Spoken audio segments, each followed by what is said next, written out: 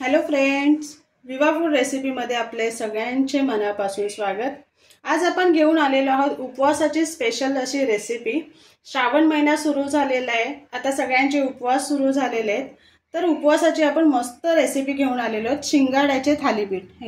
इथे आपण शिंगाड्याचे थालीपीठ करणार आहोत, त्याच्याबरोबर खोबऱ्याची चटणी। तर मग चला बघूयात आपण त्याची रेसिपी पुढे कशी करायची आहे ती।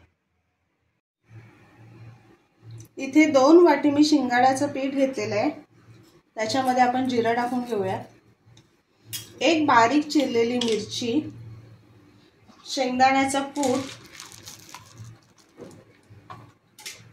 आणि उकडून घेतलेला एक बटाटा आपण टाकूया त्याच्यामध्ये।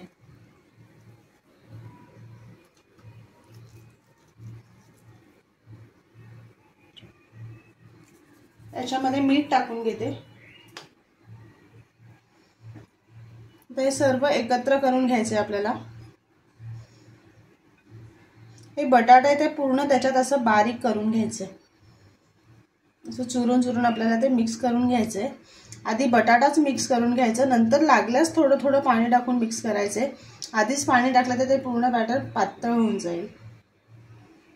आता ह्याच्यामध्ये आपण थोडं थोडं पाणी टाकून मिक्स करून घेऊयात, व्यवस्थित मळून घ्यायचे। पाण्याचं प्रमाण जास्त लागणार नाहीये, आधीच बघा व्यवस्थित झालेलं आहे। थोडं थोडं टाकून आपण ते मळून घ्यायचं आपल्याला। हे पूर्ण पीठ मळून घेतलेलं आहे बघा, अशा पद्धतीनेच ते घट्ट करून घ्यायचे आणि मळून घ्यायचे आपल्याला।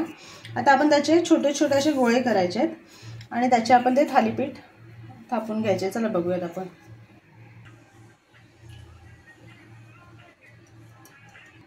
आपण इथे एक कॉटनचा कपडा घेतलाय, त्याला आपण पाणी लावून घेऊयात आणि त्याच्यावरती आपण हे थालीपीठ ठेवून थापून घ्यायचे आपल्याला व्यवस्थित। इथे आपण थालीपीठ थापून घेतलेले आहे। थापत असताना त्याला पाण्याचा हात लावत राहायचं, कारण ते व्यवस्थित थापून होतं आणि ते फाटलं जात नाहीये। इथे तवा मी गरम करून घेतलेला आहे, त्याच्यावरती आपण थालीपीठ असं टाकून घेऊयात आणि ते छान खरपूस भाजून घ्यायचं आहे आपल्याला।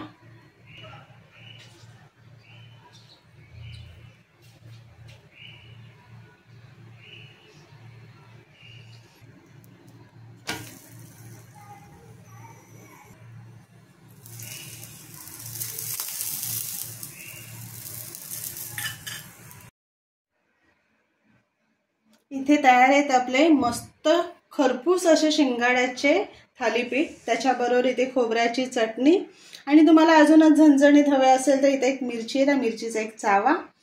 तर मस्त बनवा आणि खा आणि सांगा कसे झाले ते। आणि असेच आपले नवनवीन व्हिडिओ बघण्यासाठी व्हिडिओला लाईक करा, शेअर करा आणि सबस्क्राइब करा। चला तर मग आपण भेटूया पुढच्या व्हिडिओमध्ये।